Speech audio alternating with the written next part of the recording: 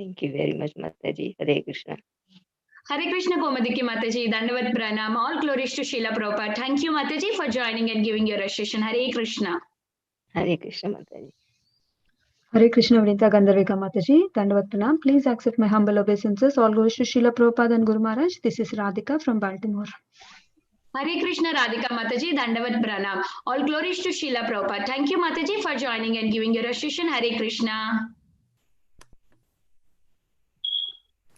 Hare Krishna, Vinita Gandharvika Mataji, Dandot Pranam, Srila Prabhupada ki Jai, Guru Maharaj ki Jai. This is Shama Gauri Dasi from Charlotte. Mataji, Malati Prabhu has joined. So. Yes. Yeah, we'll start the record. Hare Krishna, I welcome everyone to Bhakti Sangha Chepa conference call. Today we are very fortunate to have Her Grace Malati Prabhu to enlighten us on topic of Srila Prabhupada memories. Hare Krishna Malati Prabhu, Dandavat Pranam, all glories to Srila Prabhupada. Thank you so much for joining and giving your valuable time and association this morning. Please take over the call. Hare Krishna. Hare Krishna. Good morning. Can you hear okay? Whoops. Yes, Hare Krishna. Yeah, I was trying to up the volume. Please accept my humbly offered obeisances to all of you, and I express my deep appreciation that you've requested me to speak on this very special day of the disappearance of His Divine Grace, Srila Prabhupada. So I sent a message yesterday that I want to attend the Guru Puja. On this day, I cannot be absent. The Guru Puja, it will be at 7:35. So I will bring everybody with me to Guru Puja in Radha Vrindavan Chandra's temple in New Vrindavan. And then when that is over, 10 minutes or so, then I will resume speaking. So.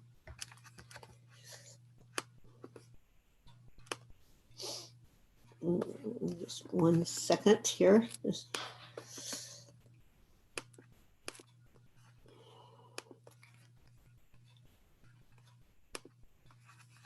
Okay.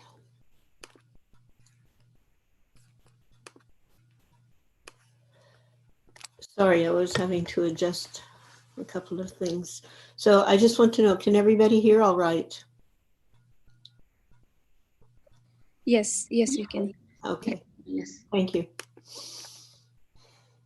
Om Megantamrandasya Janana Sakalaya Chaktum Militam Jena Tasme Sri Gurave Namaha Namam Vishnu Padaya Krishna Prasaya Bhutale Srimate Bhakti Vedanta Swaminiti Namane Namaste Saraswati Devi Gauravani Pracharine Nirvishesha Sunyavadi Paskachaya Satarine Sri Krishna Chaitanya Prabhu Nityananda Sri Advaita Gadadhar Srila Sari Gaur Bhakta Vrinda Hare Krishna Krishna Krishna Hare Hare Hare Rama, Rama Rama, Hare Hare.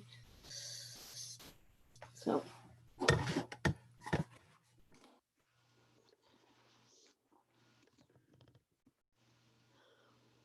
Vancha kalpatarubhishcha kripa sindhu vaivyacha patitanam pavanebhyo vaishnavebhyo namo namaha.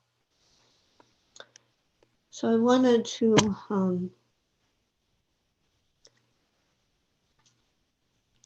narrate the part of the pastime of Srila Prabhupada's departure, and most of the explanation that I will be offering was actually from a very wonderful and more lengthy narration by His Holiness Giriraj Maharaj. On that day of his departure, I was not in Vrindavan. I was in Paris, France. Now, Srila Prabhupada had asked his disciples to come to Vrindavan, but many of us were unable to accept the gravity that this would be his final days and hours. He had gone to London, and the next stop was supposed to be Paris. But his condition deteriorated to the point where he had to leave. And he was taken back to India. He went back to India. But still, we did not think this would be the end.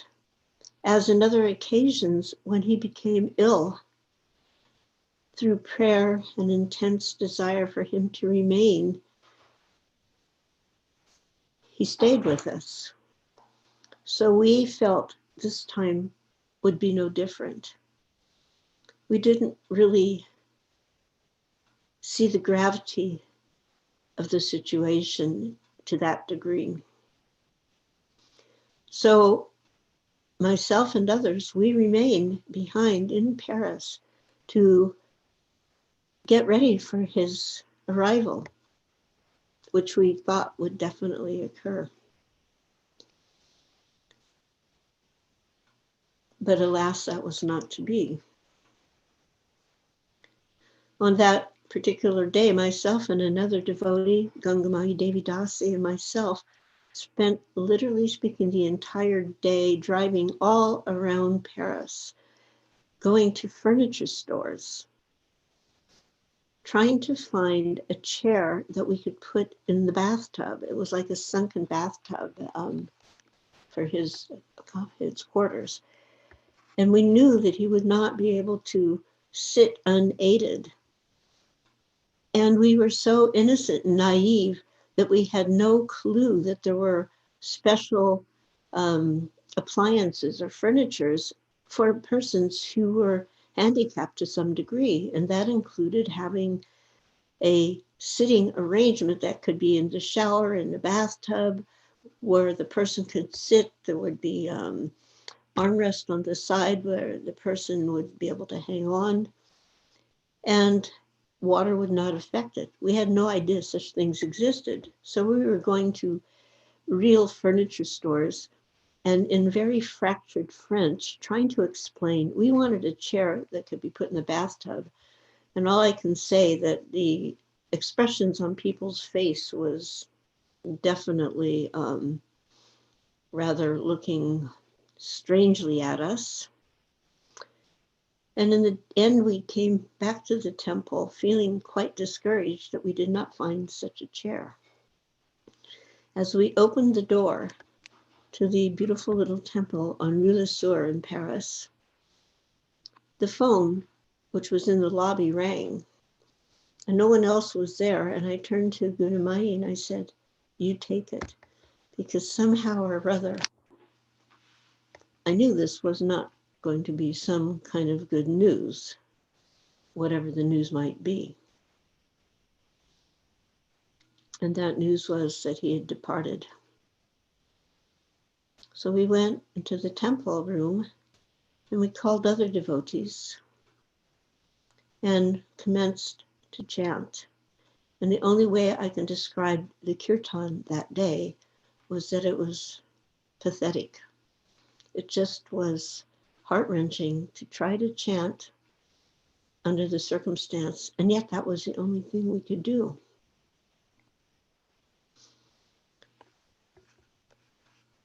Because there was no way to connect with Vrindavan, where Srila Prabhupada was,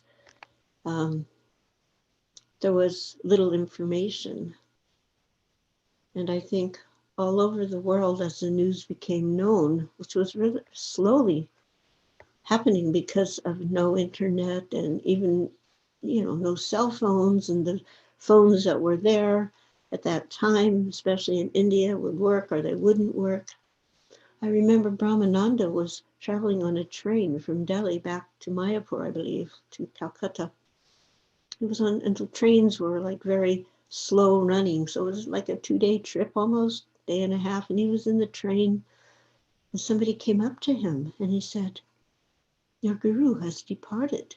And he showed him a newspaper that he had picked up, this unknown person, but he recognized here was a sadhu, a white sadhu. So he must be linked to this news. So that was how it was, a little bit coming, the news coming in bits and pieces. But it was on November 14th, the actual calendar day by the Western calendar. And most of the world uses that calendar. But of course, on the calendar we're using, it's today. But really last Saturday, November 14th, 1977, at 6:26 p.m. in the evening, in his room at the Krishna Balaram Mandir in Vrindavan, Srila Prabhupada gave us final instructions by leaving this temporary world and going back home, back to Godhead, and leaving us behind to try to follow his instructions of pushing on this mission. His departure was exemplary, as was his whole life was exemplary. His departure marked the completion of a lifetime of pure devotional service to Krishna. A few days before this day, Srila Prabhupada had said that he was instructing as far as he could. This means he was lying on his bed. He couldn't walk, he couldn't sit up. He couldn't do anything. He wasn't eating, he wasn't even drinking. But he was still delivering the purports of the 10th canto. A microphone would be placed by his mouth, and he would speak so softly. His secretary said,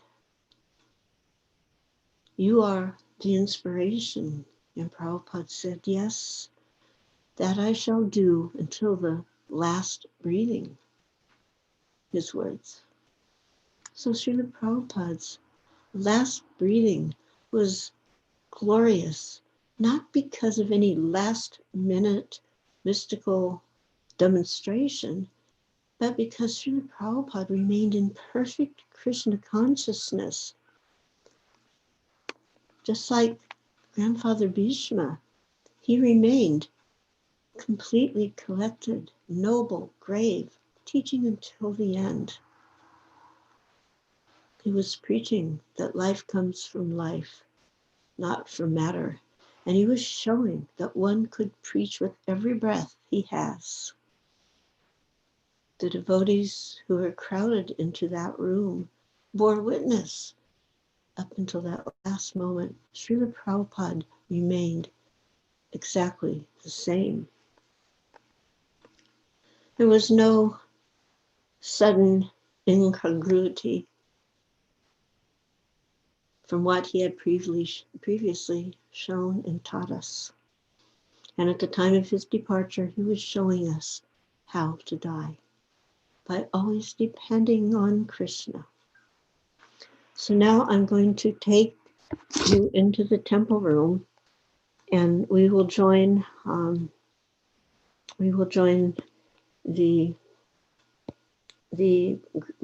Guru Puja ceremony. And I'm just trying to use internet audio. Okay. I'm leaving the computer behind and taking my phone. And you'll have the opportunity to see what divine grace looks like.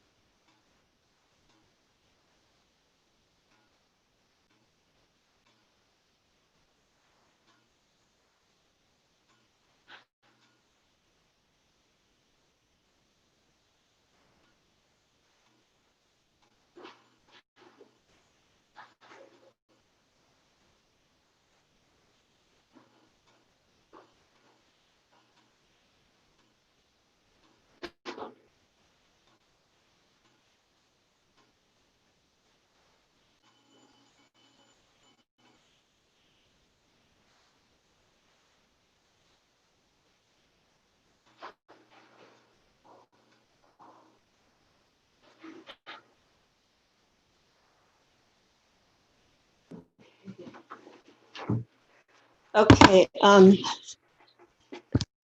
going to have to take the computer. The phone didn't stay connected. I'm sorry about that.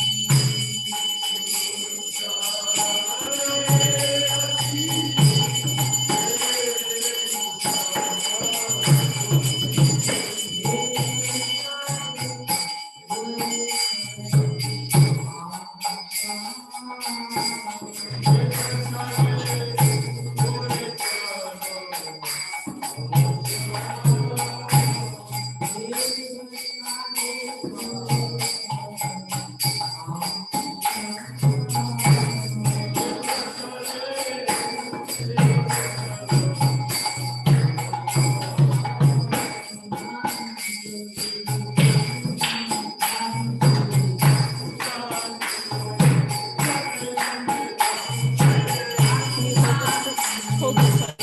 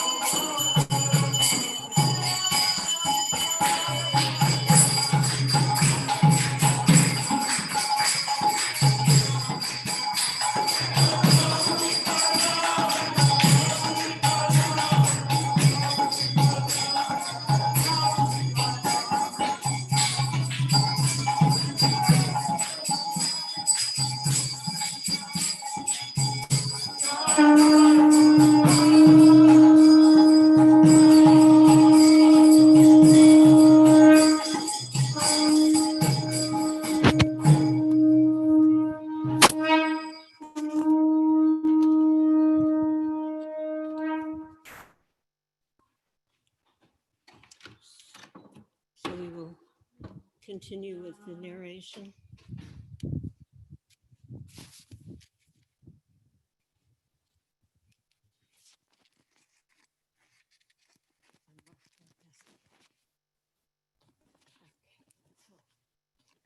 All right, so I hope you were able to hear and see that to some degree. Yes. Thank you so much. Hare Krishna. I just gotta cut the phone off. Just 1 second here. I had tried to put it on the phone.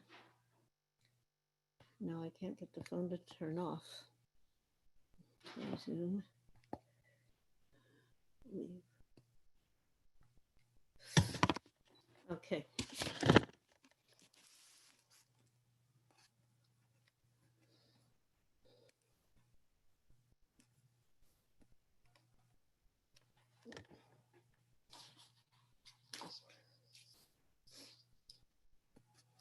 Okay, so we'll resume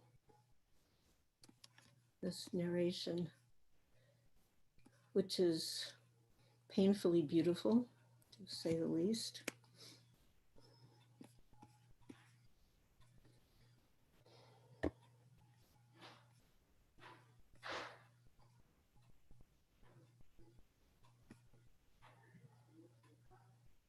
So as I mentioned, there was no sudden incongruity with what Prabhupada had previously shown and taught us.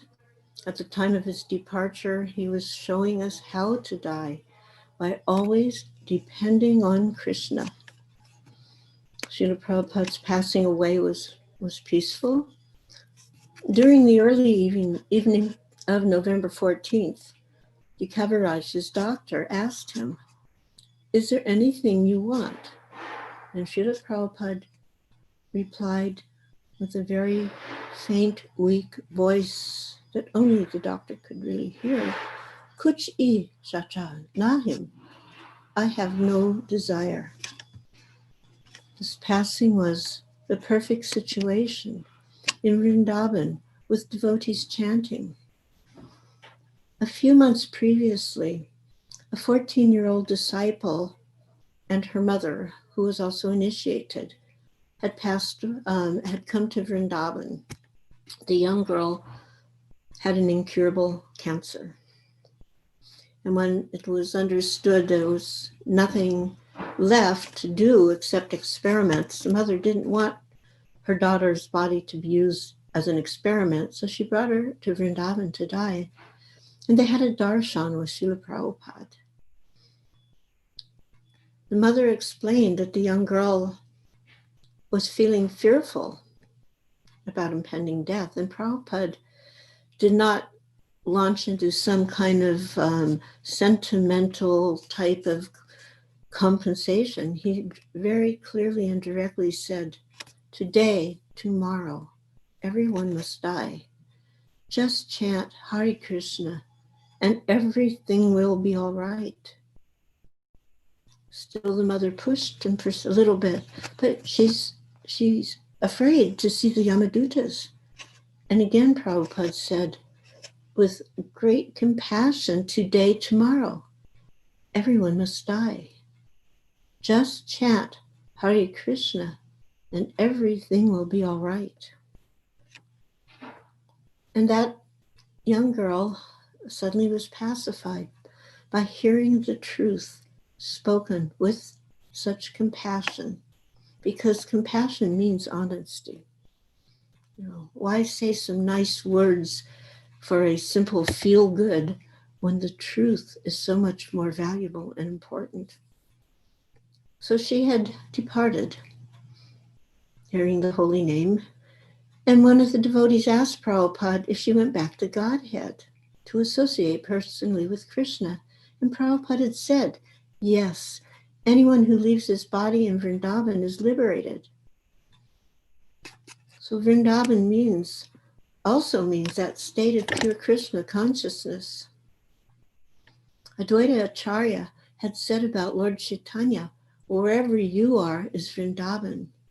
And for us, that was also true of Srila Prabhupada. Had Srila Prabhupada passed away in London, New York, Moscow, Paris, anywhere else, his destination would have been the same. As Lord Krishna states in the Bhagavad Gita, one who is always thinking of me, surely he attains me. And certainly Srila Prabhupada was always in remembrance of Lord Krishna.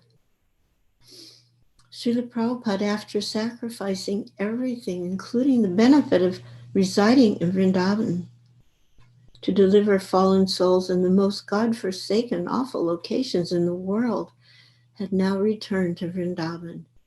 And from there, he departed for the original abode of Lord Krishna in the spiritual sky. In the Srimad Bhagavatam, it stated anyone who executes service in Krishna in Vrindavan certainly goes back home, back to Godhead, after giving up his body. So Srila Prabhupada's departure was perfect because he was chanting and hearing the holy names of the Lord, surrounded by devotees. Thus, the Supreme Personality of Godhead was present at Srila Prabhupada's passing, just as he was present at the celebrated passing of Lord Bhishmadev, who said, despite his being equally kind to everyone, he has graciously come before me while I'm ending my life, for I am his unflinching servitor. As Lord Krishna came before Bhishmadev, assuring him that everyone else that Bhishma was returning back home, back to Godhead. So the Lord, in his incarnation as Nama Avatar in the form of the Hare Krishna Mahamantra, was present for Srila Prabhupada's departure. His life had been dedicated to spreading the holy name to every town and village, fulfilling the prophecy of Lord Chaitanya Mahaprabhu.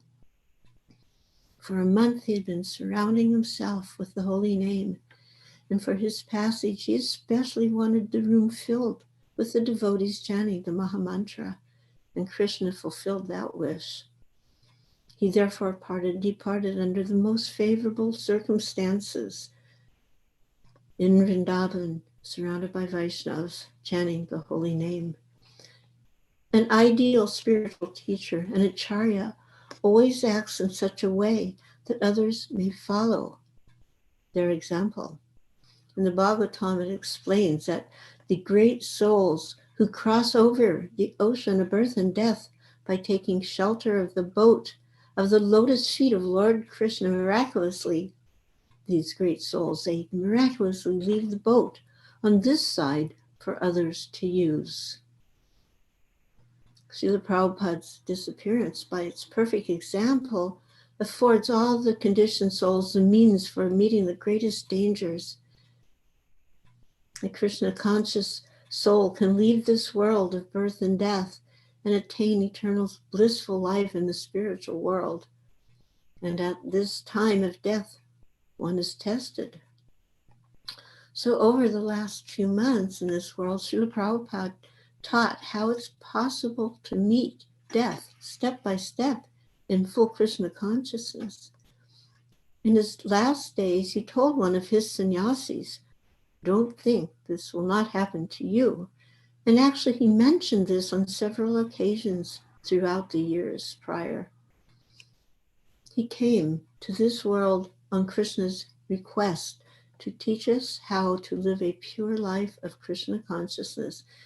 And that includes passing away, how to pass away from this world to the next. This last lesson was one of the most wonderfully important instructions that Srila Prabhupada gave us. He taught by his life, by his books, and at the end, by his passing, by his dying. Education in how to die is meant especially for human beings. An animal dies, a human dies, but a human being is supposed to understand the process of going back to the spiritual world at the time of death, remaining always fixed and undisturbed in Krishna consciousness. Srila Prabhupada expertly taught the process, and therefore he left a perfect lesson that can be faithfully followed. On one hand, there's nothing to lament for Prabhupada's departure from the spiritual world. He taught us that just coming and going, both can be celebrated. But it's certainly lamentable for his followers and well-wishers and for the people of the whole world in general who were suddenly bereft of the presence of our greatest well-wisher and benefactor. Prabhupada had written in the Bhagavatam purport, when the mortal body of the spiritual master expires, the disciple should cry exactly like the queen cries when the king leaves his body. Prabhupada wrote about the departure of his own spiritual master. He wrote, "On that day, O my master, I made a cry of grief. I was not able to tolerate the absence of you, my guru." So on that day, November 14th, 1977, as the powerful news began spreading around the world, those who knew and loved Prabhupada were gripped by a fearful, unrestricted grief. We saw everything around us an overwhelming atmosphere of separation. And in solace, we turned to his books and to each other. However, we must understand that the disciple and the spiritual master are never separated, because the spiritual master is always keeping company with the disciple, as long as the disciple follows the instruction of the spiritual master. This is called association in Vani. The physical presence is called Vapu. But this association in absence of the body of the spiritual master in his body, this is Vani. And as long as the spiritual master is present, the disciple should serve that physical body of the spiritual master. And when he's no longer physically present, then we serve the instructions of the spiritual master.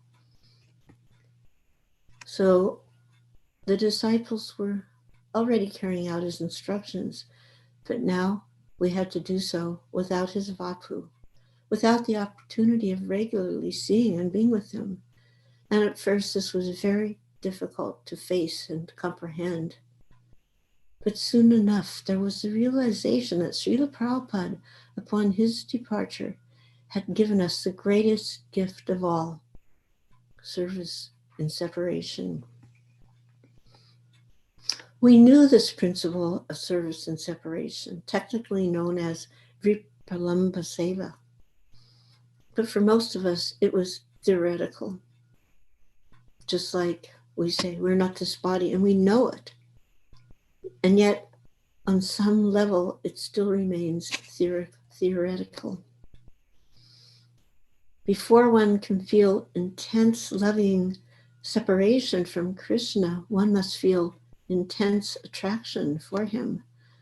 But the conditioned soul who has forgotten Krishna and come to the material world under the spell of Maya, illusion, for the conditioned soul, the separation from Krishna is based on complete ignorance and forgetfulness.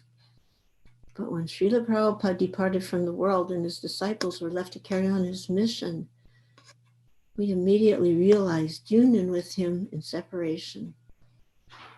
Although he was gone from our physical sight, he was and is and remains very much present with us all. And this realization is not a pretension or a myth. It's not some psychological, mental, sentimental phenomena. It's a palatable reality. Prabhupada is here. He's with us for whoever turns to him. He had given personal service, and now we would continue that service. He was still present through his instructions and the nectar of his direct association, all the nectar of Krishna consciousness that he gave us, it was still available. And this realization gave us the great hope that Prabhupada and the revolutionary life of Krishna consciousness that he had brought with him was not finished upon his departure. Often when a great personality departs or dies, his contribution will collapse. Even after Lord Chaitanya's departure, after some time, everything became in disarray and his teachings became hidden. But Srila Prabhupada's presence has remained and expanded, sustaining his devotees' lives, sustaining our lives. We know that he is still in charge. On the one time on the disappearance of his Guru Maharaj, Srila Bhaktisiddhanta, Prabhupada commented that on the absolute platform, there's no difference between the appearance and disappearance of the spiritual master. Both are beautiful, just like the sunrise and the sunset. So although we feel separation, within that separation, our remembrance of Srila Prabhupada is heightened. It's amplified, and thus we experience the beauty of his presence in separation. I just need to ask, what is the time frame at this point? How much more time is there? Can somebody tell me quickly? I can continue? Yeah, half an hour. Okay, thank you. So a few days before he was to leave us, Srila Prabhupada expressed a desire to travel by bullock cart to the different holy places. In particular, he wanted to go to Govardhan. His Holiness Lokanath Swami had been traveling by bullock cart to different places of pilgrimage, and Srila Prabhupada was very enlivened when Lokanath Swami reported to him in Vrindavan. It was a few days before Govardhan Puj, and Prabhupada said he too would like to go on pilgrimage in a bullock cart. He said, I cannot walk, which was a fact. He was completely and totally bedridden. He was so extraordinarily weak and emaciated. It means just basically a body of skin and bones. I cannot walk, he said, but you can take me by bullock cart. Arrangements were being made and organized to bring that cart. So at the time, he wasn't even drinking water. So there were many devotees in the room when this exchange occurred. And immediately after the discussion, the devotees went outside and they began to present two strong, heartfelt opinions about what should be done. One was, whatever the Guru says and wants, that is what we should do. But the other was, as his disciples, we have obliged to protect him. They were seeing how weak he was. And they felt, how could he go in this bullock cart? You know, just a big wooden cart. Okay, they could put pillows but the roads were just rough.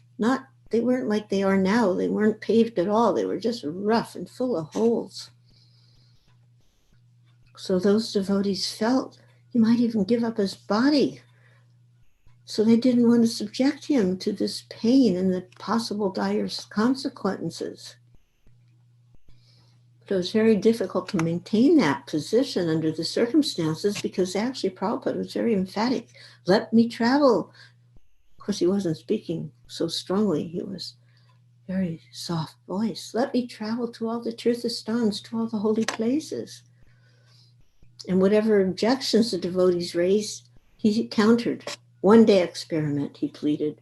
Rest assured, I will not die in 1 day. But even Srila Prabhupada's Kaviraj, his doctor, predicted that with all the jostling on the bullock cart, Srila Prabhupada would not be able to survive even 2 hours. But Srila Prabhupada just replied, but I think I will be cured. So there was this controversy. It continued. And the devotees, in their shock and grief, were trying to come to some resolution. Finally, they thought to bring one of his dear godbrothers. Because the disciples, they couldn't argue. We can't argue with our guru, but the godbrother, they can argue because they have a close, sweet connection. So Krishnadas Babaji, a very, very great soul, always blissfully absorbed in the holy name, he was brought. And he was also suggesting that perhaps maybe he should not go at this time. The idea was that when he would regain some strength, then he could go. That was what one side was thinking, and the other was, no, he wants to go. We should do it right now. So it was this intensely emotional situation. Prabhupada was aware of what they were thinking, and he asked, so you request me not to go? And Tamal Krishna responded, Srila Prabhupada, we were getting so upset. 2 devotees told me this road is so terrible. If you go on the road, you're going to be just jolted and all around. I can't understand, Srila Prabhupada. Why does it have to be tomorrow that you have to go? Why do we have to go when you're in this condition? We can't understand. And Srila Prabhupada, with great compassion, with great reciprocation, said, all right, I will not go. And the devotees were, thank you, Srila Prabhupada. We were in too much anxiety. And Prabhupada replied, no, I cannot put you into anxiety. I shall do what you like. My left hand and right hand, I cannot refuse. Tamal Krishna said, actually, Srila Prabhupada, we're so attached to you that you practically drive us into madness sometimes. And tonight, we were becoming mad. And Prabhupada replied, no, I shall not do that. And to Babaji Maharaj, he said, just see how much they love me. Tamal Krishna said, Srila Prabhupada, the way you're dealing with us simply deepens our attachment at every moment. And Prabhupada replied, it is my duty. So for the devotees in the room, it was an occasion of jubilation. Srila Prabhupada had agreed to wait. And Tamal Krishna said, we'll take you on Tirtha Yatra to all the places. Just get a little stronger. Now, when the news reached the other group, they were upset. This is not our duty as disciples to try to prevail upon our spiritual master. Our duty is to execute his will. He said he wants to go by bullock cart to Govardhan, and it's our duty to arrange that. Our duty is not to advise him according to our perception. So that controversy continued to the end, practically speaking, even to this day. So Srila Prabhupada spent his last 3 days with his disciples in the Krishna Balaram Mandir. And on the last day, he didn't speak. His only words in the morning were, when the Kaviraj asked him to drink some juice, he replied, Meri kuchicha nahim, I have no desire. And after that, he didn't speak. He was in a completely internal state of consciousness, and the devotees were surrounding him with kirtan. And for the last few hours in the afternoon, the doors to his room had been opened up. Anyone, everyone, young, old, women, children, men, everyone was allowed to be in the room with Srila Prabhupada and to reciprocate this love that they felt with him. And about 7:26 p.m., his tongue and mouth moved, Hare Krishna, and he departed. So, of course, that was and is a very tough moment. Yadubar and his wife Vishaka, they filmed this incredible pastime for all time to come, so devotees could associate with Prabhupada at that moment. I honestly don't know how they were able to do that, to stand there and be able to film that. For myself, I was actually glad that I was in Paris trying to do something, because I honestly don't think I could have maintained my sanity if I was there. So Giriraj Swami gave an interesting purport, you could say, on this kind of controversy and how to amalgamate it into something understandable. The controversy of should he have gone? Should the devotees have just taken him on the bullock cart? Or was it okay that he was begged to stay and he agreed? After all, either way, it was out of love. In chapter 9 of the 10th canto, Mother Yasoda binds Krishna. There is one text, 19, and it's said that this, O Maharaj Parikshit, this entire universe with its great exalted demigods like Lord Shiva, Brahma, and Indra, it's under the control of the Supreme Personality of Godhead. And yet the Supreme Lord has one transcendental attribute. He comes under the control of his devotees. And this is how Krishna exhibited his pastime. And it's encapsulated in the previous verse, text 18, that because of Mother Yasoda's hard labor, her whole body became covered with perspiration, and the flowers and the comb was falling from her hair. And when child Krishna saw his mother was so fatigued, he became merciful to her, and he agreed to be bound. So Giriraj Swami was thinking, this is what happened. This is what happened. The spiritual master is the transparent via medium through which Krishna manifests himself. And in Braj Bhakti, the relationship with Krishna is different. In Braj, Krishna accepts the Nara Leela, human pastimes in which there's complete intimacy and freedom between the devotees and the Lord. And in the relationship between the disciples and the spiritual master, there's always an element of awe and reverence, duty. And the duty is meant to lead to love. And as Prabhupada said to Babaji Maharaj, just see how much they loved me. A month earlier, there'd been another incident where Srila Prabhupada had stopped drinking.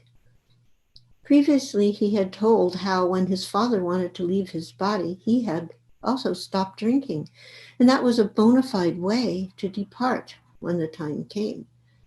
So Srila Prabhupada didn't make any announcement. He didn't say anything. He just stopped drinking. One of his dear servants, Upendra Das, a very sweet devotee, very innocent quality, said to Srila Prabhupada, Prabhupada, you have to drink. If you don't drink, you become dehydrated. And Prabhupada said, oh, you want me to drink? Call the GBC. So that decision, whether Prabhupada should or should not drink, it was not a small matter. And Abhiram informed the GBC who were present to come, the GBC and the senior devotees. And Prabhupada said to everyone, if I want to survive, of course, I have to take something. But my survival means so many inconveniences. Therefore, I've decided to die peacefully. One devotee mentioned everything's in the hand of Krishna. Everything depends on Krishna. And that had been the mood of Srila Prabhupada.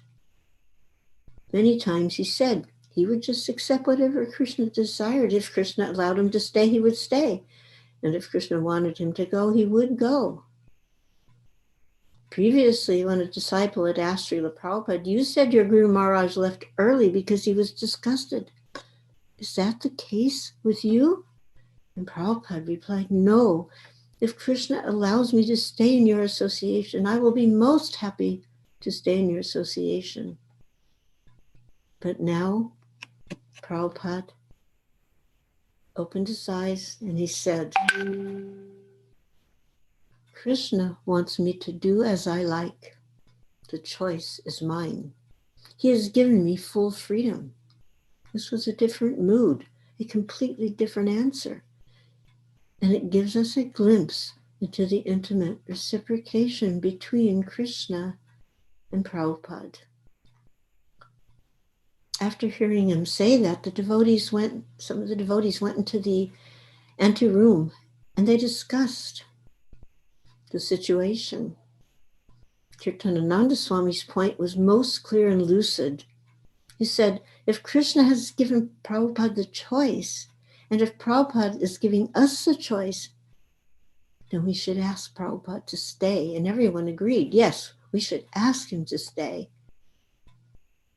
And then another devotee said, but all the GPC men aren't here.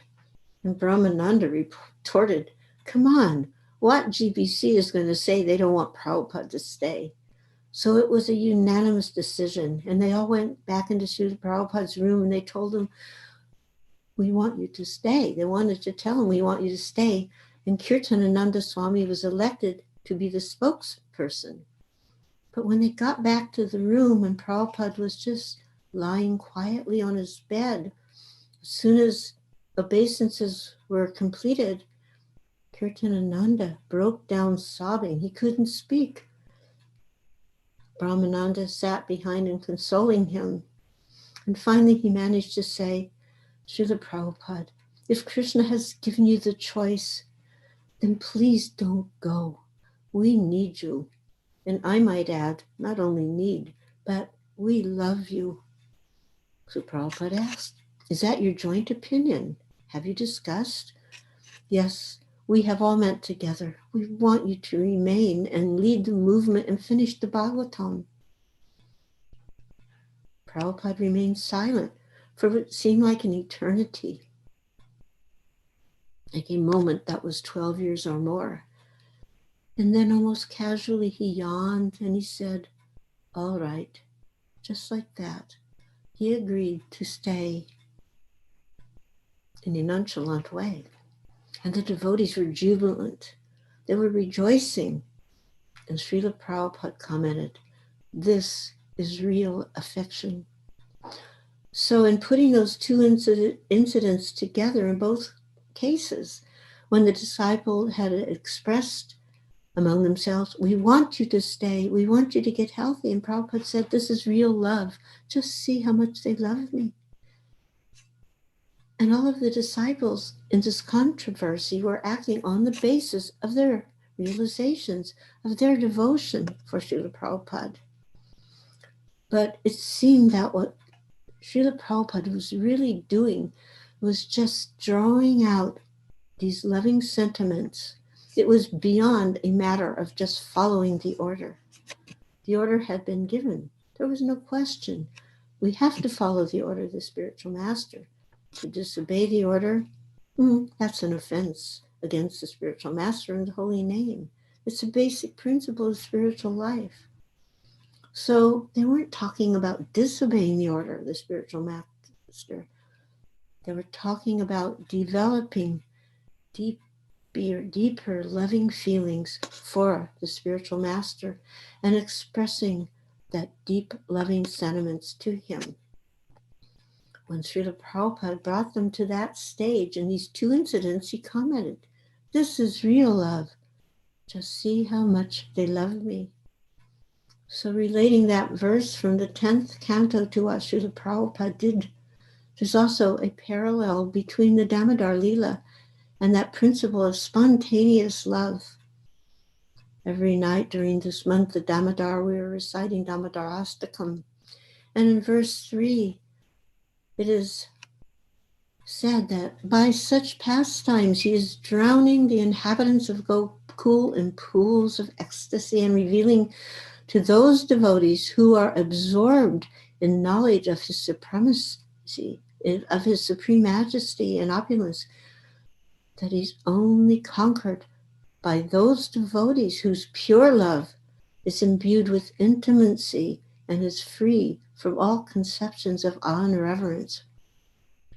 To this Supreme Lord Sri Damodar, whose belly is bound not with ropes, but with the devotee's pure love, I offer my humble obeisances. So this Damodar Leela, it shows that pure, spontaneous love, that special power to conquer the Lord. And the Lord comes under the control of such pure love. In the same way, Srila Prabhupada, not exactly that he came under the control of our love, but he brought out that love from deep within the recesses of our hearts And he reciprocated with us by agreeing to the request, please stay. So this is a very deep pastime of Srila Prabhupada. And among the disciples, it's understood that he was the perfect acharya. He taught us by our own example how to live in Krishna consciousness. And now he was teaching us how to depart in Krishna consciousness. This was the general idea in those months and weeks, that he was showing us how to retire to a holy place and be absorbed in hearing the holy names of the Lord, and how up until the end, even in his delicate condition, he was trying to push forward the mission by translating and dictating purports of the Srimad Bhagavatam. Up to the end, he was showing us how to die in Krishna consciousness. And within this final lesson, he also brought us to this more intimate level of exchange where we could express to him our hearts and our deepest desires. Please stay. He was putting up barriers, apparently. And yet, those barriers were intended to be smashed by our love for him. And he inspired us to break those barriers and reach out to him. We love you, Srila Prabhupada, and we will always love you. Within our hearts, you remain and give us perfect life. And we thank you intensely every day of the year. And on this particular day, we take the time to sit at your lotus feet and remember you and share your beautiful pastimes with others. And it is my hope that anyone and everyone who comes to ISKCON will grasp firmly on the lotus feet of Srila Prabhupada and develop love for him through service. Hare Krishna. So,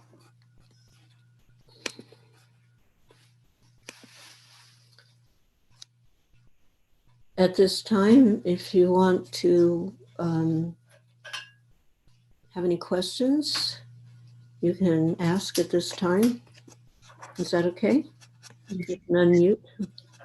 Were very beautiful memories of Srila Prabhupada. It was very nice to hear from you on this special day. If devotees having any realizations, any questions, please go ahead and ask. You can raise your hands as it is muted. We will go through the raise hand. Hare Krishna.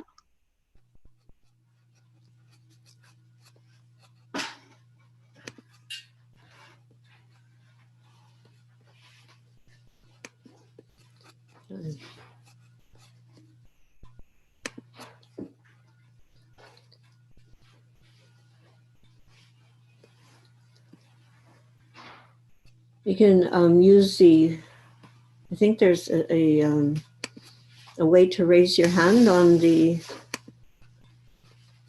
Yeah, in the app we can raise the hand.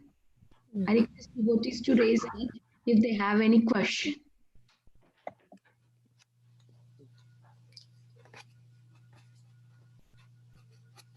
Tiffany Mataji. Yes, Mataji, I will unmute you.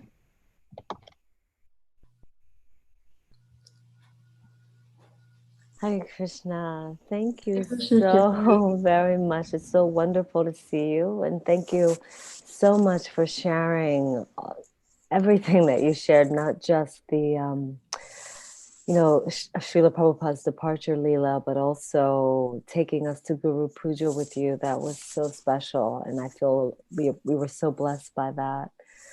I have one question, and this is something that has come up a few times for me. When we lose great devotees in this movement, I mean, it just came up Friday with losing Mother Krishna Nandini. I'm always so struck by how deeply it's felt. It feels like losing a family member, which of course we all are family, but there's also a deeper quality to it for me, where really it's hard to explain. It just really just pulls hard at my heart. And as devotees, I'm sorry, as devotees, what do we do with that? How do we deal with that? Where do we put it? In Prabhupada's words, chant Hare Krishna, and everything will be all right. This is the essence of our Krishna consciousness movement. And for these great souls, their departures are illuminating examples of this very principle of a deep, abiding connectivity with Guru and Krishna. You mentioned Krishna Nandini. Her life was lived by the instructions of Srila Prabhupada, which she imbibed within her heart and exemplified through her own actions and words. She was aligned with Prabhupada. Not that I love Prabhupada, but over here I have my own agenda. Not at all. And with that great love, she tried to share with and instruct all those around her. Her family was incredibly blessed and very Krishna conscious. And anyone who came in contact with her caught that mood, caught that love. And when you feel love for someone, you want to reciprocate.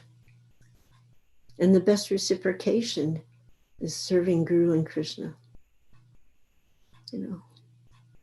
And of course, serving the devotees of Krishna, because Krishna doesn't go anywhere without his devotees. Where Krishna's devotees are present, Krishna's also present.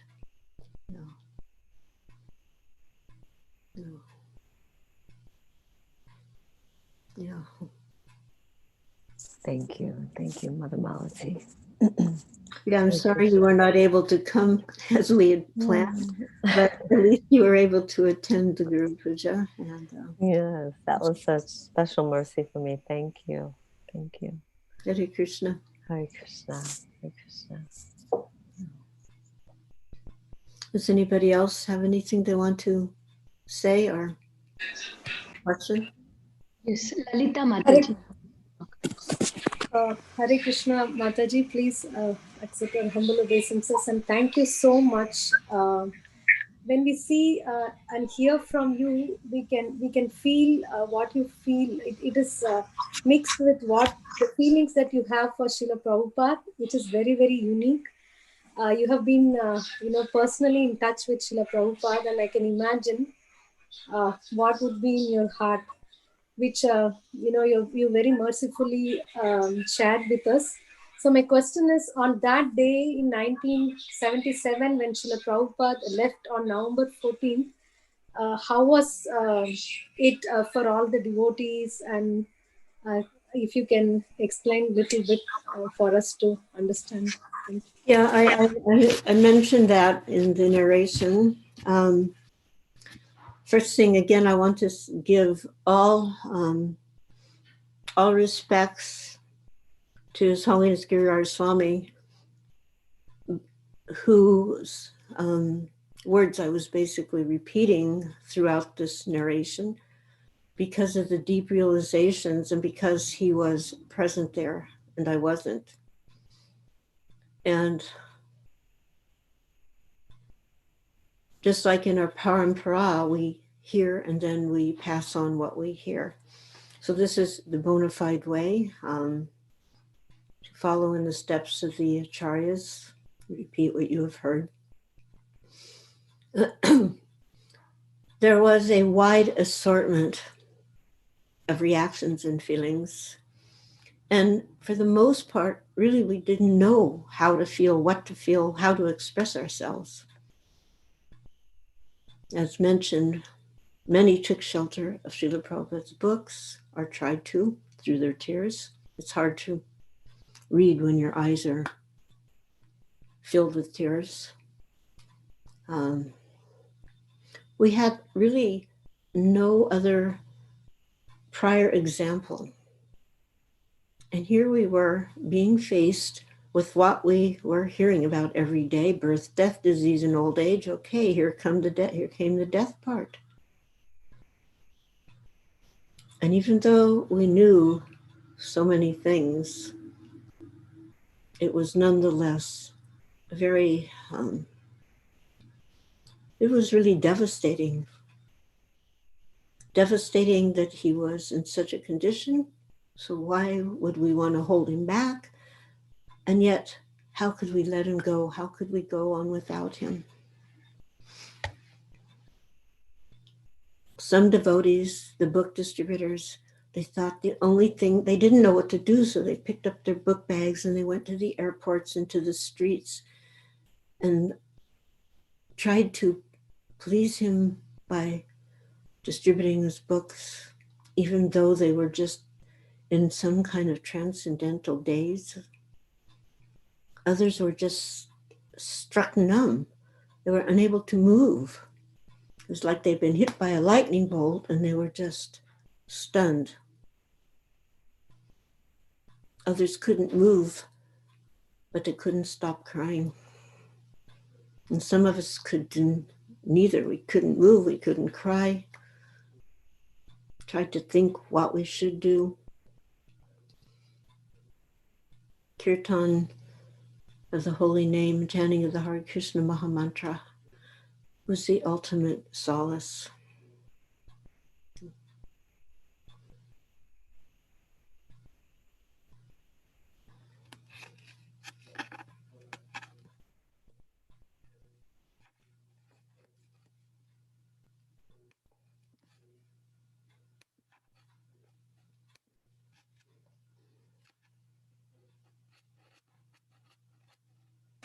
Oh, thank you so much, Prabhu. That's, I mean, just seeing your face and hearing your voice speaks a lot.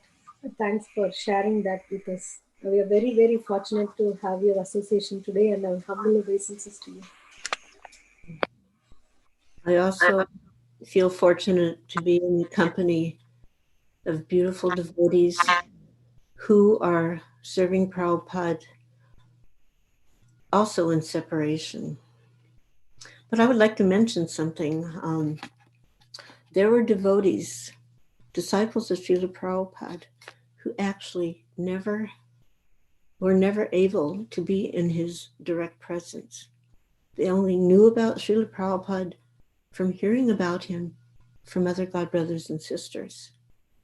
But by the enthusiasm and deep conviction of these devotees, they became attached to serving Srila Prabhupada, even though they never saw him. And a good many of these great souls to this very day remain firmly fixed in his service. It stands to demonstrate the power of Vani, the service and separation. One time, one devotee was with us, many devotees, we were with Prabhupada in the Kumbh Mela, the first one that we attended in India.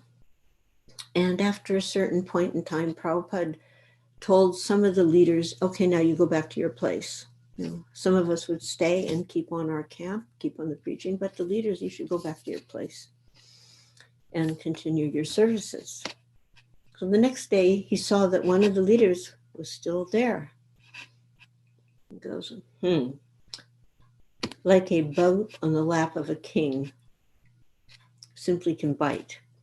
So what he was saying very clearly, that following the instructions of the spiritual master is more important than anything. Being in his presence, if it's not pleasing to the spiritual master, is simply a disturbance. You know? So the teachings of separation came even during his presence.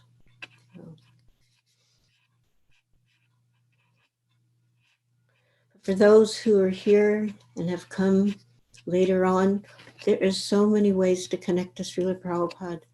Yes, the books. Yes, the books. Read the books. Read the books. Absolutely.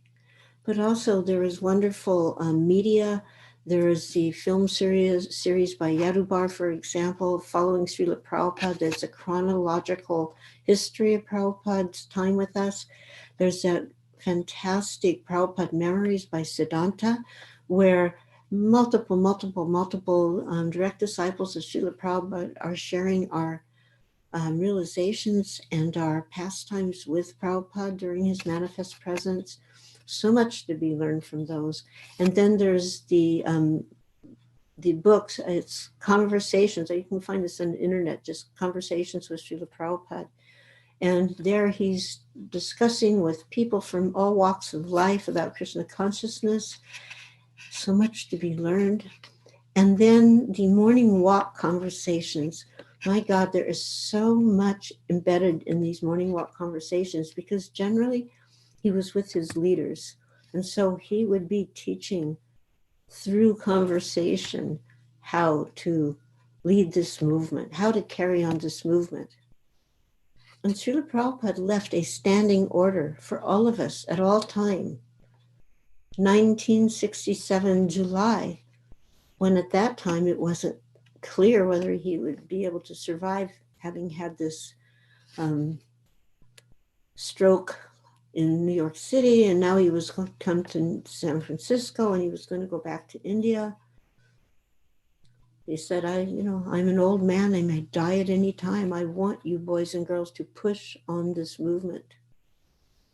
That was in 67, and it stands today. We all have this personal request, this personal instruction to help push on this movement.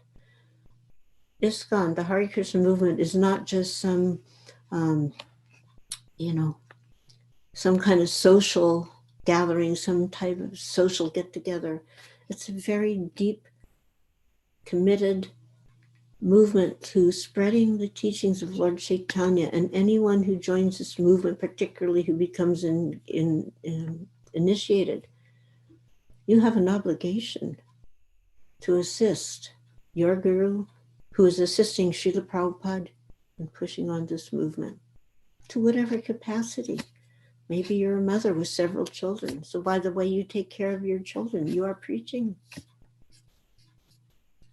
Maybe you're working at a very intense job, but you have the opportunity of using some of that earnings to help push on the movement. And everybody always has some little time, some day off. You have the opportunity to help by spreading Krishna consciousness, by distributing books, or simply going, as Lord Chaitanya himself instructed Haridas Thakur and Lord Nityananda, whoever you meet, whoever you speak to, and join them to chant Hare Krishna. Even if we just can do that much, we're helping to push on this movement. And it is a duty, it is an obligation. Otherwise, we're ungrateful. Why should we take this great gift and not reciprocate and show our appreciation by pushing on this movement?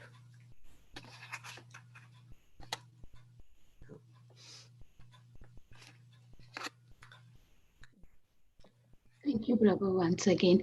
Is there anybody having any more questions? Thank you so much, Prabhu, for your valuable association. And I would put it this way, that Srila Prabhupada is not living any less now than when he was manifest in his pastimes.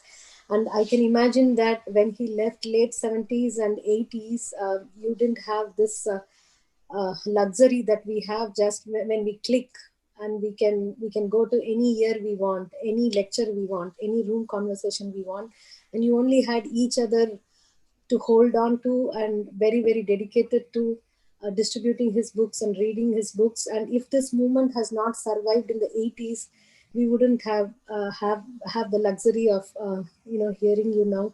So we are very, very, our humble obeisances and to the lotus feet of all of you, dear disciples of Srila Prabhupada, for giving us Srila Prabhupada. Thank you so much. So I place my head at your feet and I will take your departure. And I wish for all of you to come closer and closer to Srila Prabhupada through his divine service. And that closeness to Prabhupada will help you develop genuine affection and attachment and ultimately love. I've seen it happen. I've seen it happen. And it's a wonderful thing to behold. Hare Krishna. Hare Krishna. Thank you so much, Prabhu, once again for your valuable association today, this morning. I would like to offer my obeisances to you. Vancha kalpa tarobhyasya kripasi. Patitanam Pavanido Vaishnavinamo. Srila Prabhupada ki jai. Hare Grace Krishna. Malati Prabhu ki jai. Jai. Thank you so much. Hare Krishna. Hare Krishna Mataji. Dandavat pranam. Thank you so much, Prabhu. Hare Krishna. Hare Krishna Mataji, Dandavat Pranam. Thank you. Hare Krishna Mataji. Dandavat pranam. Hare Krishna. Thank you all very much. Hare Krishna. Thank you, Mataji. Dandavat pranam. Thank you so much. Michael. All of your faces look like bright, shining, smiling moons. Thank you so much. Thank you. Hare Krishna. Thank you so much, Prabhu. Haribol. Yeah, so Thank you. Hare Krishna. Hare Krishna. so we will continue our VrajamandalParikrama now. PadmasakhiMataji is ready with her presentation. We are gonna go to from Varsana to Nandagram today. Mataji. Yeah, we will be visiting places. Prem Sarovar. I think that's the Prem Sarovar you are showing, right? Yes. Yeah. Okay. You can start. You can make the bigger screen. We have only 15 minutes, Mataji, today, so we'll see how much we can. Yeah. Maybe not much pastimes we can cover. Yes. What we have to do is to change Prabhupada's clothes. Thank you all so much for coming back and for the VrajamandalParikrama. So let's begin. Let's pray to Srimati Radharani, Sri Krishna, Sri Chaitanya Mahaprabhu, Sri Nityananda Prabhu, and our dear Srila Prabhupada, all the devotees, that we will be able to finish our parikrama today by their blessings. So see, we know that Brahma, Shiva, and Vishnu, they three came as Parvat mountains in Braja, right? So Brahma was Barsana that we were seeing yesterday, and then we had seen Vishnu Parvat there, and Vishnu came as Govardhan mountain, and now here is Shiva's turn now. So Shiva became Nandeshwar Parvat. So actually, according to Vishwanath Chakravarti Thakur in his Nandeshwar Ashtakam, he mentions that Nandeshwar Parvat is very, very fortunate even than Govardhan. Because on Nandeshwar Parvat, there is only happiness. There is no sadness. Because Nanda Maharaj moved from Gokul Mahavan because of the demon attacks and all the problems that they were facing. They moved here, and Krishna was some 6 years, 8 months, I think, when they moved to Nandagaon. And they stayed here for 3 till Krishna was 10, and then he moved to Mathura. So here there is, and Nanda Maharaj moved with all his family, Upananda, their children, and all of them were there in Nanda Bhavan. So it was like a festival, how when we all meet together. So every day was a festival, always happiness, always smiling. So that's why Vishwanath Chakravarti Thakur mentions that in a way he is more, fortunate than Govardhan. Because Govardhan Krishna used to go and, go and come, that is there. In 7 days he did his pastimes, Govardhan Leela. But still he mentions that because of the happiness only prevailing here, what the reason, that is the reason he says. And we know Govardhan is a tilaka of Braja. And this is the crown of Braja, is what they mention. So this is how the Parvat looks, beautiful. When you are in Vrindakund also, we can see this vision from Vrindakund. So this is our route map. From Varsana we are going. So first one is on the way we will see Prem Sarovar, then Sanket Gram, Sanketa, Gopal Bhatta Goswami's Bhajan Kuti, then Uddhav Kyari, then all these pastimes of Yashoda Kund, How Bilav. This now some interesting pastimes are there. So let's see how much we can cover, or we can see the next tomorrow. Okay. So Prem Sarovars. See how beautiful this picture is. Little Radha and Krishna are crying, and see Madhumangal is chasing a bee there. So actually this is Prem Sarovar. Very, very beautiful Sarovar. We call it a Sarovar because Kund, if it is little bit, it's bigger size, then we call it as Sarovar. And this is like a lotus petal, like how like lotus flower, 8 petals. So there are I don't know what we call this. So these partitions, 8 are there, like around, like a circle, like a lotus flower. So very beautiful temple with nice, very beautiful Sarovar with very nice steps, so many steps, very nice. Oh, then what was the story?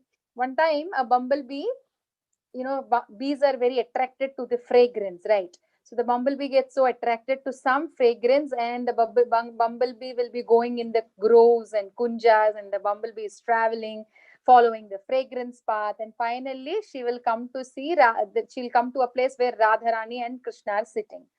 Then from Radharani's breath, a very nice, very nice fragrance was coming. Then this honeybee was disturbing. How the bees say zzz, some kind of sound comes, right? So then obviously we get very irritated when that kind of bees come, and right. So she was also like, Radharani was also getting little bit, irritated with that bees sound and bee around her. Then what will Madhumangal do? Madhumangal will chase, they always want to serve Radha and Krishna, so he didn't want any disturbance to happen. So he will take a stick and he will chase the bee. And the bee now thought, oh, okay, now they are chasing me, so the bee will, escape. Then Madhumangal, because the bee is also called as Madhu, Krishna is also called as Madhu. Madhumangal says, yeah, Madhu is gone. He will not come back. He's gone forever. Then Krishna was right in front of Radharani, but still, that word itself, she heard that word, and she was in that much she loves Krishna. Krishna is sitting right there, but she started crying, thinking, oh, Krishna is not coming anymore. Krishna is leaving. Then she was not, the tears covered her eyes, and she was not able to see Krishna. And seeing Radharani, Radharani is that, imagine if somebody is there showing so much of love, we say we are getting so emotional. Now, sometimes when after my health issues, whatever, so much of love I am seeing from devotees, then really my heart becomes so heavy, like that is something to be experienced. So heavy, it becomes so tight, so painful in that happiness. So if it is happening for us and seeing that much love from Radharani, so Krishna starts crying, and Krishna was not able to see Radharani, and the tears were coming. And actually this was the very last Leela, almost towards the end of Vraja Leela. After that, Krishna went to Mathura. So I was hearing in one lecture where the Prabhuji is explaining that Krishna thought that, oh my God, Radharani, like she loves me so much that her love is increasing so much, and in little bit separation also, like she's like, now that's getting too much, so maybe I have to, he's understanding, like she's getting so mad in love on him. So he thought, no, this is the time, now I have to go do the Pavitranaya Sadhunam task. Now I have to put a check here, because Radharani day by day she is, so much of love. So this is one of the pastime, last pastime in Vrindavan. And the water that we are seeing in the Kund is not just water, there are tears of Radha and Krishna there. So it's like their love, both of their love together in this Prem Sarovar. So very, very beautiful. Mataji, some of you like who have gone know, like very beautiful trees and very nice atmosphere. And here we have, as beautiful as the lake is a temple also. And the deities are like Shri Radha Prem Bihari. And if you see, I took a close-up shot. Somebody, till morning 6:30, I didn't get any picture. I was just searching and searching. Somehow, Krishna's mercy, see how beautiful the eyes are, and look at his lotus. You have, maybe we will not see this kind of, see how the eyes are very beautiful, like little bit like Radha Raman's eyes. So beautiful deities are there. Yes, so that is about Prem Sarovar. And from Mataji, you want to add anything, or should I go forward? Go forward. Yes. So then we are going to Sanketa. So I don't know in Hindi and how they call, but in Telugu there is actually the word Sanketa, means signaling. Sanketa means giving a signal that. So there is this place called Sanketa. This is in between Nandagaon and Barsana. So this is the place where gopis would give Sanket, indicate back and forth. Like Barsan, it is in between Nandagaon and Barsana, right? So they were, taking forward the messages here, there, taking all the signals, what she is saying, what he is saying. So they would go, and signals could be various ways, like how we can keep keywords, so many signals, right? If you have to do any task, sometimes with, with eyes, or sometimes they would do with mirrors. So many different ways of giving signals and indications. Like, sometimes if we are humans, what we do, many times if there is a secret, we pinch, we pinch with under the table, they pinch saying that don't tell, or sometimes they'll wink the eyes saying don't tell. So many ways of giving signals. So the gopis would take these signals of what she is saying, what Krishna is saying. So here there is actually these are the deities, like Sanket Bihari deities. And if you see Gaur-Nitai, they're showing his hands like this, like, please, what are you doing? Like that, the Prabhuji was explaining, like, what are you doing here? Now come back, like that. If you see the hands, palms are open. So in Sanketa, there is a Rasa Leela happened. There is a Rasa Leela Stali, and there is a Julan pastime also. So those we will see. I have pasted some pictures. So this is Sanket Bihari's temple, and the deities we are seeing at that temple. And see, there is Sanket Devi underground. See, if you go, this is the temple. Sanket Devi's Yoga Maya temple, like Durga Devi. So because she is the one who, helps for the pastimes of Radha and Krishna, there is Sanket Devi's temple. And see, this is the deity. And this is the Rasa Mandap. In Sanket, I said they did the Rasa Leela, right? So in that and that remembrance, they built this Mandap. And then here there is Gopala Bhatta Goswami's Bhajan Kutir also. We know Gopal Bhatta Goswami is one of the Shad Goswamis, and his deity was Radha Raman. So that's a very big story. But we all know how he had 12, I think he had 11 or 12 Shilas, 11 or 12.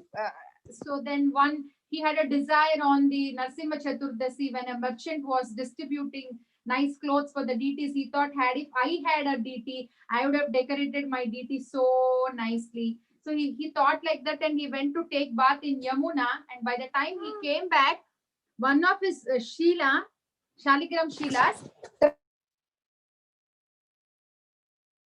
The all Shaligram Sheelas, they got together and formed the nice deity of Radharaman, which is we see, and this is like 12 inches. No, how many inches? 6 inches,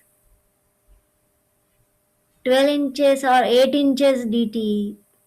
This big, yeah. So DT is not so tall, but very, very beautiful. Yeah, Mataji, can you unmute yourself? Oh, sorry, Mataji. And the pujaris also say that if you see Radharaman, like from the back, suppose if something pops out from something, there is that impression, right, from where it came, that starting point. So Radharaman, he came from that Shila, so that they can see that actually he came, that mark. Anything comes, that is still there. So that was the deity of Gopala Bhatta Goswami. His samadhi is in Radharaman temple, and here it is the Bhajan Kutir. So this is the beautiful Bhajan Kutir that he had. So that is also there in Sanket Gram. And then there is Uddhav Khyari. So there is the deity of Uddhav, and what is Uddhav Kyari? See, we know that Krishna sends Uddhav when gopis were feeling so. We have seen in Kusum Sarovar also the story, the pastime of how Uddhav comes and he sees the love of gopi, and he will think like, I become a grass or a creeper in Kusum Sarovar. So then he stayed for some time and he consoled the, actually gopis felt a little bit solace after speaking to Uddhav. And so this was the place where that gopis and Uddhav, that discussion that happened. So that is called Uddhav Khyari. And then comes Nanda Baitak. So what is Baitak? We know many places, even in Kamyavan we have seen Nanda Maharaj's Baitak. Yeah, so that's a sitting place. So here what would happen was Nanda Maharaj would sit with the, he would call, like, all the Nandagon people, like they come to this Baitak place. Then when they come, Nanda Maharaj's brother Upananda would start saying that, oh, Krishna is doing like all these wonderful pastimes. So I think maybe he is the Supreme Personality of Godhead. Then immediately Nanda Maharaj will say, why will he be Supreme Personality of Godhead? Supreme Personality of Godhead means Krishna always says, if there is little bit less sugar in sweet rice, he gets angry. If he eats 50 times in a day, if he's not eating well, he will get very upset. How can Supreme Personality of Godhead get angry? And he will say, Supreme Personality of Godhead have to be honest. He is stealing butter every place.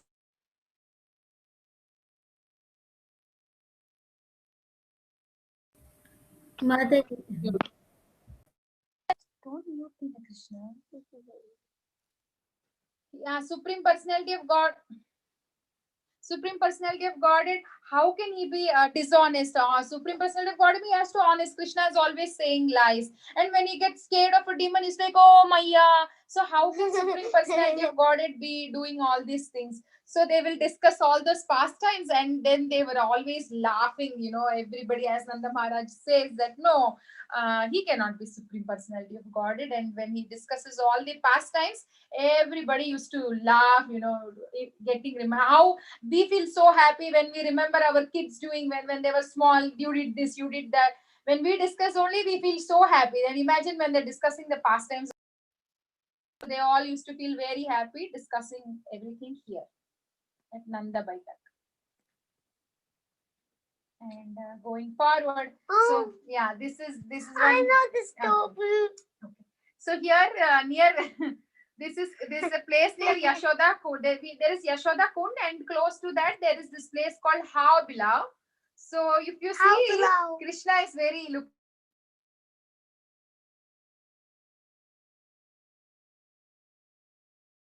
Mataji, unmute yourself. Mataji, sorry, Dini Krishna is always muting me. I'm sorry. So I'll tell you later. Okay. So if you see this picture, so what happens was, Yashoda Maya used to scare Krishna, saying that, because sometimes when kids go out to play, small kids, right, they forget. So they keep going very far. They say we are playing here only, and they go very far. So Yashoda Maya didn't want that to happen. And sometimes they won't come, they're playing and playing and playing, but they're not coming to eat on time. So what she would do, she would scare Krishna, saying that, Krishna, you know what? How means ghost. So she would say that, there is a how there. Very, very low, very tall, very blackish, big long hair, like how we try to scare our kids. Yashoda Maya used to try to scare him. So he would say, okay, Maya, I will play here only, in the vicinity that you can see me. And he used to play, but forgetting, they used to go deep again, little, very far. Then Yashoda Maya again used to scare. Hey, Kana, there is how there, why are you going? He has big teeth. He's going to, destroy you. He's going to eat you. Don't do that. Then Krishna would say, I am the Supreme Personality of Godhead. I have not, I have not seen any, how that kind of personality I have not seen. Then Yashoda Maya would say, no, Kana, he's there. And she used to, try to think, now these boys are not listening, so I should somehow, scare them. And she used to say, Krishna, oh, he's right behind you. Balaram, look, he's coming. Oh, like that. Yashodamaya used to run.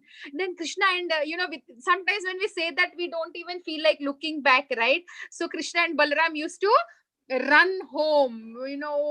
Yashodamaya used to run, and behind them Krishna and Balaram used to run home. And then they find Krishna and Balaram, then the Sakas, Madhumangal, Stoka Krishna, Ojasvi, all the friends of Krishna, they used to run behind.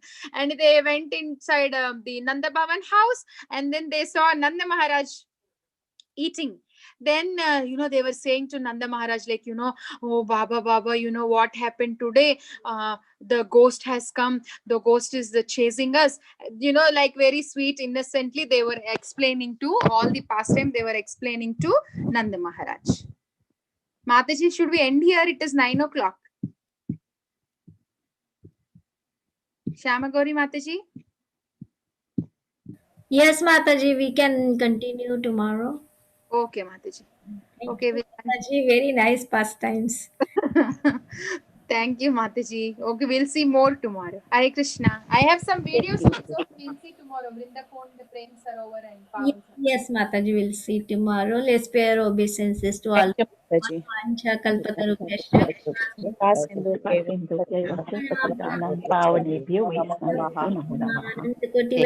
very much for all. Vrindavan Dham ki